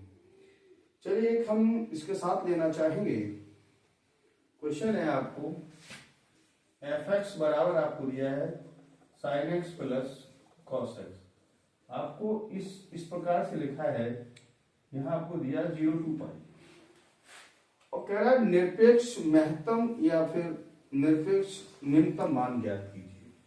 कैसा निकालना है? निरपेक्ष निम्नतम या नहीं, या छोड़ी और कर दीजिए, और अगर कोई निकलता है निरपेक्ष उच्चतम मान ज्ञात करो, ठीक, ये आपको दिया जाए। अब क्वेश्चन क्या है कि इस फलन का निरपेक्ष निम्नतम और निरपेक्ष उच्चतम मान ज्ञात करो यदि कोई है। तो मैंने आपको वक्र के माध्यम से बताया था कि किसी फलन के बहुत सारे उच्चतम मान हो सकते हैं जिनको हम लोकल मैक्सिमा कहते हैं या फिर स्थानीय उच्चतम मान कहते हैं। फलन के बहुत सारे निम्नतम मान हो सकते हैं, उन्हें हम लोकल मिनिमा कहते हैं। उन मैक्सिमम जो सबसे मैक्सिमम वैल्यू है उसे हम कहते हैं निरपेक्ष मैक्सिमा या एब्सोल्यूट मैक्सिमा, और जो सबसे कम आती है, कम में से कम होती है सबसे, उसे हम कहते हैं एब्सोल्यूट मिनिमा या निरपेक्ष निम्नतम। तो इसको हम देखिए, मैंने कहा था जो सिंगल टाइम डिफरेंशिएट होता है उसको जब x के 0 के बराबर करते हैं तो x के कुछ मान निकल आते, वो मान हो जाते हैं जिन पर फलन कैसा है, जिन पर फलन हमारा जो है कि कहना चाहिए या तो वो मैक्सिमा है या फिर मिनिमम है, यानी वहां से फलन ने टर्न लिया है, वो फलन वहां से टर्न आउट हुआ है, मुड़ा है। ठीक है, कोई नहीं, आप एफ टेस्ट एक बार अवकलन करा दीजिए, इसका cos x हो गया और इसका हो गया माइनस sin x। या फिर लिख लीजिए for maxima and minima, for maxima and minima F dash x को 0 के बराबर दिखा दे, cos x minus sin x बराबर 0, cos x यहां कर लें, यहां पर sin x कर लें, यहां 1 कर लें, यहां sin x over cos x, यहां क्या हो गया tan x, और ये 1 मान किसका होता है tan 45 का, x बराबर कर सकते हैं पाई। अब देखिए इसका डबल डिफरेंशियल निकालना, तो अब डबल मत निकालिए, क्योंकि यहाँ x की वैल्यू कितनी आ गई, यहाँ x की वैल्यू बेटा कितनी आ गई, यहाँ पे x बराबर क्या पाई बाई 4। तो सोचिए x का मान हमें निरपेक्ष महत्तम या निरपेक्ष न्यूनतम मान आपको निकालना है। ठीक है, ये तो दिख रहा होगा यहाँ पे, ये x की वैल्यू ये वाला सो रहा है, तो यहाँ इससे पहले ये लिख लीजिए, कोई दिक्कत नहीं है ना। x की वैल्यू कितनी आ गई है पाई बाई 4। अब देखिए ये वैल्यू जब पाई बाई 4 आ गई, अब हमको क्या, मैंने कहा था कि जैसे मान लीजिए वक्र है, इसमें ये मैक्सिमा ये मैक्सिमा ये मैक्सिमा, तो इन सभी मैक्सिमा में जो सबसे ज्यादा इसका मान क्या है निरपेक्ष महत्तम, ये मिनिमा है ये मिनिमा, ये सबसे ज्यादा मिनिमा, तो ये कैसा हो निरपेक्ष न्यूनतम। हमको निरपेक्ष महत्तम या निरपेक्ष न्यूनतम मान आपको दिखाना है। ठीक है, कोई दिक्कत नहीं है। तो आप क्या करें, एक तो एक्स की वैल्यू ये हो गई, एक इस पर ले लें शुरुआत वाले, एक एंड वाले पे ले लें। तो आप इसमें आप ऐसा करके निकाल लें जैसे ये फंक्शन दिया है, फंक्शन का मान 0 पे लगाइए, एक्स बराबर 0 पर, 0 पर यहां लगाइए f0 sign 0 plus cos 0, sign 0 की वैल्यू 0 थी, कॉस 0 की 1 होती, मतलब 1 हो गया, यानी इसकी वैल्यू कितनी है 0, तो कितनी है 1। आपको वैल्यू किसकी चाहिए, तो फाइनल की। सिंगल डिफरेंस या डबल डिफरेंस का मतलब है कैसे निकालेंगे, और उसका कोई मतलब नहीं होता है। अब यहां आप लिख लें x बराबर π/4 पर, π/4 में बेटा देखें, π/4 पे क्या हो जाएगा, साइन π/4 प्लस कॉस π/4। अब साइन π/4 का मान कितना 1/√2 और इसका मान कितना 1/√2, एलसीएम कितना वो √2, तो 1 + 1 यानी 2/√2, आप कह सकते हैं √2, ठीक है। √2 के बाद अब x बराबर ले सकते हैं आप पाई पर, तो ये पाई पे ले लीजिए, जब पाई लगाएंगे क्या हो जाएगा, sine pi plus cos pi, sine pi का मान साइन 90 प्लस 90 कॉस 90, कॉस 90 का मान 0 होता है, और साइन कॉस 180 का मान कॉस 90 प्लस 90 कॉस 90 यानी कि -1 होता है, तो ये क्या हो गया -1। अब इस फलन का महत्तम मान कितना है, सबसे अधिकतम मान कितना है √2, क्योंकि √2 का मान होता है 1.414, ये 1 है, ये -1 है, तो ये क्या हो गया निरपेक्ष न्यूनतम, और ये क्या होगा निरपेक्ष महत्तम। तो यह लिख सकते हैं निरपेक्ष महत्तम मान बराबर आपको हो जाएगा √2, और निरपेक्ष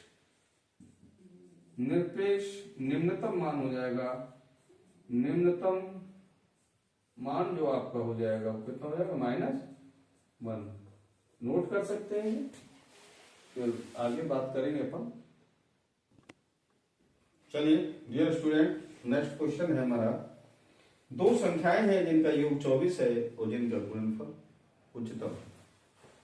तो संख्याएं हैं, माना हमने मान लिया, माना संख्याएं a तथा b है, संख्याएं a तथा b है, ठीक है, जिनका योग कितना है 24 है, तो a + b बराबर कितना हो गया बेटा 24, समीकरण नंबर 1। इनका जो गुणनफल है वो कैसा उच्चतम होना चाहिए, मतलब गुणनफल मान लीजिए s है तो बराबर ab, ये कैसा होना चाहिए, महत्तम होना चाहिए। तो s है, a रहने दें, b का मान यहां से लगाएं तो 24 - a हो जाएगा, s बराबर अंदर मल्टीप्लाई करिए, 1 मिनट, ये 24 a हो गया -a², सिंगल टाइम डिफरेंशिएट करिए आप। जो यहाँ देखिए क्या करते हैं, जब ये 2 वेरिएबल्स हो जाता है तो उसमें एक की वैल्यू यहाँ से यहाँ पुट कर देते हैं, तो ये 24 हो जाएगा आपका, ये 2a हो जाएगा। यहाँ पे लिखेंगे for maxima and minima, for maxima and minima यानी उच्चतम एवं निम्नतम मान के लिए ds/dA बराबर 0, तो 24 - 2a बराबर 0, 24 बराबर 2a हो जाएगा, a बराबर हो जाएगा 24/2, a बराबर 12, a बराबर बेटा कितना हो गया 12। अगेन करा दीजिए, d2s/dA², जब 2 बार कराएंगे तो 24 का हो जाएगा 0 और -2a का 1 हो जाएगा, तो d2s/dA² बराबर -2। जब मान माइनस का आता है इसका मतलब कैसा है कि ये उच्चतम है, अतः a बराबर 12 पर फलन, कौन सा फलन, s गुणनफल, s का मान कैसा होगा बेटा, महत्तम होगा। तो ये बराबर कितना आ गया 12, समीकरण 1 से देखें, a + b बराबर कितना दिया बेटा 12 24, a की वैल्यू 12 आ गई, b बराबर कितना 24, तो b बराबर हो गया 24 - 12, b बराबर आप कर सकते हैं 12, तो a का मान कितना हो जाएगा 12, अतः a बराबर 12 और b बराबर 12, ये आपका आंसर हो जाएगा, ठीक है बेटा।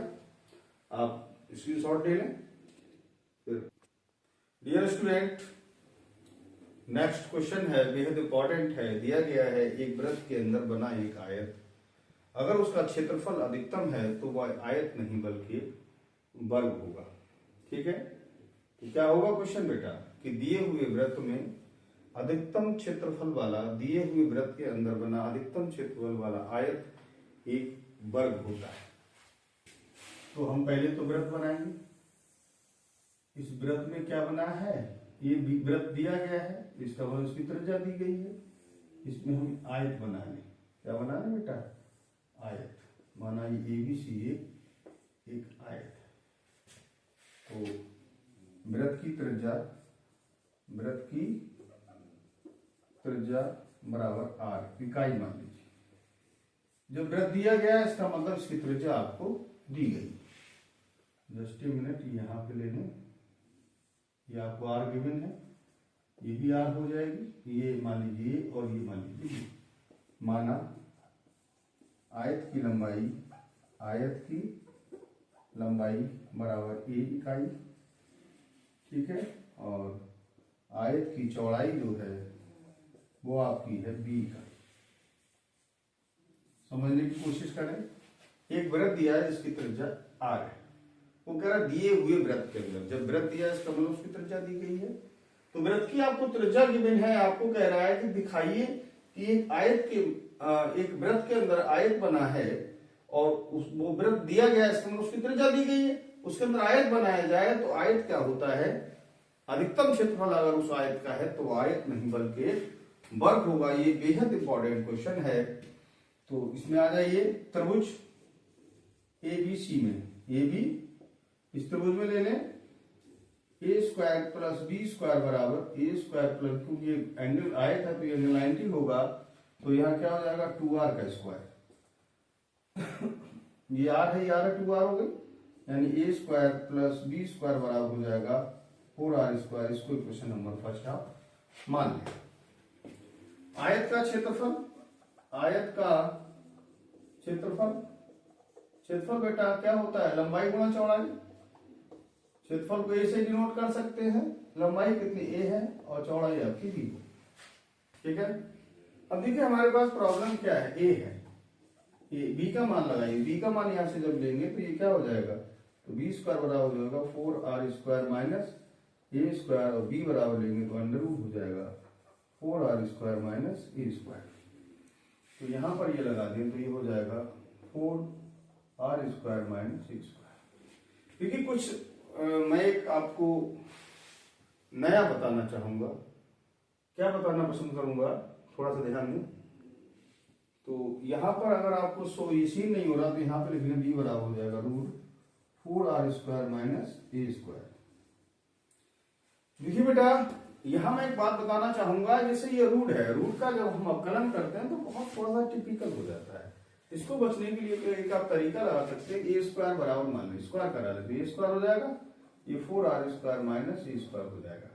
माना A स्क्वायर बराबर आप मान लीजिए Z, तो Z हो गया, ये इसके अंदर जैसे गुणा करा दें तो क्या हो जाएगा, ये 4R square into A square, 4R square into क्या हो जाएगा A स्क्वायर माइनस A की पावर 4। चलिए A के सापेक्ष इसका अवकलन करा दीजिए, तो 4R स्क्वायर तो यहाँ है, ये हो गया 2A और ये हो गया 4, ये हो जाएगा आपका 4A cube. For maxima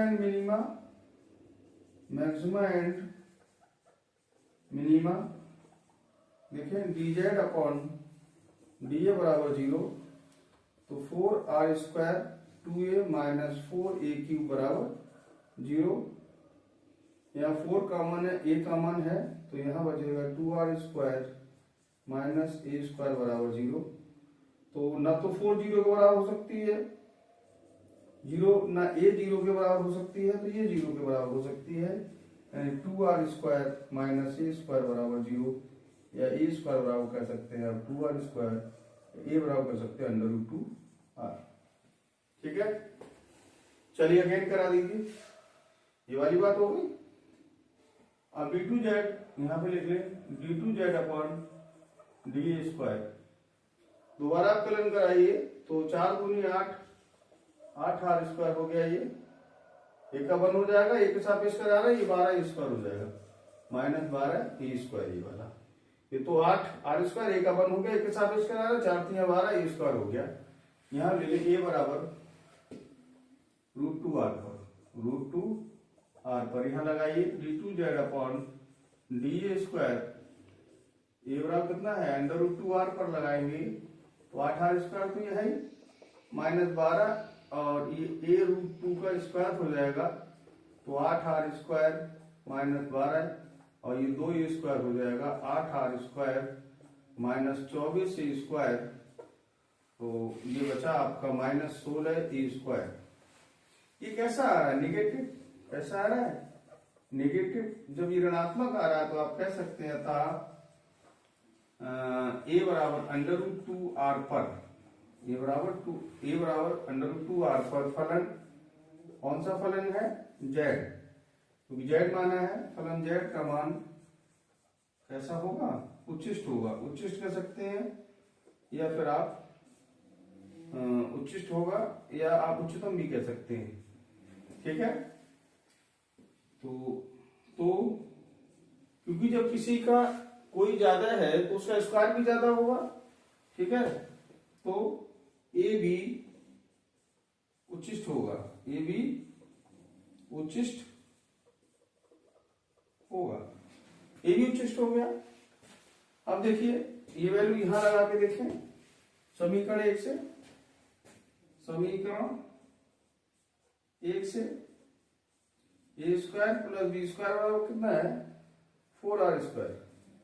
a² का मान ये लगा दें √2r² + b² बराबर 4r², यानी 2r² + b² बराबर क्या हो जाएगा, 4r², b² बराबर क्या हो जाएगा, 4r² - 2r², या b² बराबर हो जाएगा 2r², और b बराबर हो जाएगा √2r, ठीक है।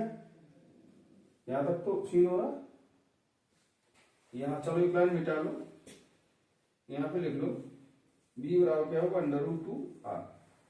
अब आप देखें a बराबर कितना है, √2r, b बराबर क्या है, √2r। तो आपने देखा यहां से फिर से डिनोट कर सकते हैं कि एक आपको वृत्त दिया गया है, इसकी त्रिज्या ये है, r मान लिया आपने, और उसकी आयत की लंबाई a और चौड़ाई भी ले ली, तो ये रिलेशन बन गया आपका। क्षेत्रफल निकाला, क्षेत्रफल लंबाई गुणा चौड़ाई होता है, तो लंबाई चौड़ाई हो गया। हमने स्क्वायर कर लिया, स्क्वायर को z मान लिया, क्योंकि अगर रूट में इसका अवकलन करते तो हमको थोड़ी सी दिक्कत महसूस होती है, ठीक है। देखिए मैं समझाना चाह रहा था, a² बराबर z माना, जब a² बराबर आपने z माना तो फिर z के ये इसका अवकलन करा फॉर मैक्सिमा मिनिमा, ये आपने ये दिखा दिया, a की वैल्यू यहाँ ये आ गई, आपने डबल डिफरेंशिएट के करा, ये मान माइनस का आ गया, इसका मतलब नेगेटिव है, यानी इसकी फलन z का मान उच्चिष्ट है, तो z उच्चिष्ट है तो a भी उच्चिष्ट होगा, और यहाँ पर a का मान लगाया कि r का मान भी वही आ गया, तो a और r बराबर है, a और r बराबर है। जब a बराबर b है, a बराबर b है, तो ये एक क्या होगा, वर्ग होगा, ठीक है। यही आपसे पूछा गया है कि अगर क्षेत्रफल अधिकतम होता है तो आयत नहीं बल्कि वह एक वर्ग होता है, ठीक है बेटा। चलिए इसकी शॉर्ट ले लें आप लोग। डियर स्टूडेंट्स, नेक्स्ट क्वेश्चन है, बेहद इंपॉर्टेंट है, कई बार आपके एग्जामिनेशन में आ चुका है। क्वेश्चन है, सिद्ध कीजिए किसी दिए हुए पृष्ठ मतलब महत्तम पृष्ठ का संपूर्ण पृष्ठ दिया है, एक शंकु है जिसका शीर्ष अर्धकोण sin इनवर्स 1/3 होता है। तो यहां पर आप एक बना सकते हैं, एक शंकु है, ये शंकु है आपका, मान लीजिए पॉइंट O है, ये A है, ये B है, और ये आपका C है। आपको ये L है, ये आपकी R है, ये आपकी H है। आपको क्या दिया, संपूर्ण पृष्ठ। तो माना त्रिज्या बराबर है आपको r इकाई, ठीक है, क्या ले ली, r इकाई त्रिज्या है, त्रिज्या r इकाई है, ऊंचाई आपने ले ली h, और तिर्यक ऊंचाई या तिरछी ऊंचाई कह सकते हैं, तिर्यक ऊंचाई आपने ले ली l। अच्छा, आपको दिया गया संपूर्ण पृष्ठ होता है πr l plus pi R square, इसे हम कहते हैं संपूर्ण पृष्ठ। आपको कह रहा है कि सिद्ध कीजिए किसी वृत्त दिया हुआ पृष्ठ है और उसका महत्तम आयतन, आयतन आपको महत्तम निकालना है, यानी v बराबर होता है शंकु का आयतन 1/3 पाई आर स्क्वायर एच। देखिए बेटा 1/3 पाई आर स्क्वायर, एच की वैल्यू हमको पता नहीं है, तो आप जानते हैं यहाँ पर एक चीज नोट कर सकते हैं कि एल स्क्वायर बराबर होता है H square plus R square. अगर आपको एल चाहिए तो यहाँ कह सकते हैं, या आपको एच चाहिए, यहाँ एच अगर चाहिए तो L square minus H square R square बराबर ले लीजिए एच स्क्वायर। ये भी आप कर सकते हैं, आर स्क्वायर चाहें तो आर स्क्वायर में भी आप कन्वर्ट करा सकते हैं, जो भी चाहें वो आप। ये इनका रिलेशन होता है कि कर्ण का वर्ग शेष दोनों भुजाओं के वर्गों की योग के बराबर होता है। और एच लेंगे तो ये अंडर रूट में हो जाएगा L square minus R square. तो यहाँ ये चाहो तो इसको आप लिख सकते हो एच को L square minus R square. अब देखिए प्रॉब्लम हमारी यहाँ ये हो गई कि हमको ये नहीं मालूम है कि क्या है, तो यहाँ से आप चाहें तो S minus pi R square बराबर पाई आर एल कर सकते हैं, S minus pi R square बटे पाई आर यहाँ ले आए तो एल कर सकते हैं। तो एल की वैल्यू यहाँ पर ये पुट आप कर सकते हैं, तो बी बराबर 1/3 pi R square under root L square की जगह आपका हो जाएगा S minus pi R square बटे pi R square minus R square. S आपको गिवन है, आर आपका रह गया। अब आप चाहें तो इसमें बी बराबर हो जाएगा 1/3 पाई आर स्क्वायर और ये रूट में हो जाएगा S square plus pi square R, एक मिनट, ये आपका हो जाएगा pi square R 4 minus 2s pi R square और नीचे हो जाएगा आपका pi square R square minus R square. यहाँ चाहें तो आप एलसीएम ले सकते हैं, तो ये b बराबर आपका हो जाएगा, यहाँ से इस प्रकार से कर दीजिए, तो 1/3 पाई आर स्क्वायर और ये एलसीएम लेंगे तो एलसीएम आपका हो जाएगा pi square R square, LCM हो जाएगा, यहाँ बचेगा आपका S square plus pi square R 4 minus है आपका 2s pi R square minus ये एलसीएम यहाँ लेके ऊपर जाएगा तो ये पाई स्क्वायर आर की पावर 4, ये कैंसिल हो जाएगा, b बराबर हो जाएगा 1/3 पाई आर स्क्वायर और ब्रैकेट में रह जाएगा S square minus 2s pi R square. ज्यादा करें तो ये नीचे वाले का रूट खत्म कर सकते हैं, ये पाई आर हो जाएगा, पाई से पाई कैंसिल, आर से आर कैंसिल, b बराबर हो जाएगा 1/3 R under root S square minus 2s pi R square. देखिए बेटा यहाँ से एक चीज आप नोट कर सकते हैं, अगर आप चाहें तो स्क्वायर करा दीजिए, बी स्क्वायर बराबर 1/9, यहाँ आर स्क्वायर हो जाएगा ये S square minus 2s pi R square. B square बराबर आप जेड मान लें, तो जेड बराबर हो जाएगा 1/3 9, आर को अंदर भेज दें, S square R square minus 2s pi R की power 4, D Z upon D R बराबर 1/9 तो यही रहेगा, एस स्क्वायर तो कांस्टेंट है, इसका 2r हो जाएगा और ये हो जाएगा 8s पाई आर क्यूब। ठीक है, फॉर मैक्सिमा एंड मिनिमा अगर निकालेंगे तो D Z upon D R बराबर हो जाएगा आपका 0। अब 0 करेंगे तो 1/9 2s square R minus 8s pi R cube बराबर 0। जब ये 0 कर रहे हैं तो 1/9 है, अंदर से मेरे हिसाब से 2 भी कॉमन है, s भी कॉमन, r भी कॉमन है, तो 2s r कॉमन ले लेंगे, 2s r कॉमन यहाँ बचेगा s minus 4 pi R square बराबर 0। ना ये 0 हो सकता है, ना 2, ना s प्लस 0 हो सकता है, ना r, तो s minus 4 pi R square बराबर 0, s बराबर आ गया आपका 4 पाई आर स्क्वायर। चलिए दोबारा करा दीजिए, d2z upon D are square बराबर, तो इसका दोबारा कराएंगे तो 1/9 हो जाएगा, ब्रैकेट में होगा 2s², r का 1 हो जाएगा, ये 8 आगे आ जाएगा, 8 या 24 हो जाएगा, और s पाई r², s बराबर 4 पाई r² लगाने पर देखें d2z/dr² बराबर 1/9, ये s की जगह लगा दीजिए यहाँ पर, तो ये हो जाएगा 16 पाई² r⁴ माइनस 24 s की जगह लगाएंगे 4 पाई r², और पाई r² पहले से है यहाँ पर, तो यहाँ पर 1/9, 16 दूनी 32 पाई² r⁴ माइनस 24 चौक 96 पाई² r⁴। फिलहाल ये नेगेटिव बचेगा, कैसा बचेगा? नेगेटिव, क्योंकि जब इसमें से जाएगा 32 में से 96 माइनस के, तो ये नेगेटिव हो जाएगा। अतः s बराबर 4 पाई r² पर फलन z का मान महत्तम होगा। कैसा होगा? महत्तम होगा। तो b भी महत्तम होगा, b भी महत्तम होगा। जब वो महत्तम है तो ये भी फिर महत्तम आपका हो जाएगा। ठीक है, अब आपको ये पता चल गया कि हमारा b महत्तम है, यानी आयतन महत्तम है। अब हमको निकालना क्या है? ये वाला आरसी सर्वकोण, ये अल्फा आपको निकालना है। अल्फा कितना होगा? साइन इनवर्स 1/3 आपको प्रूव करना है।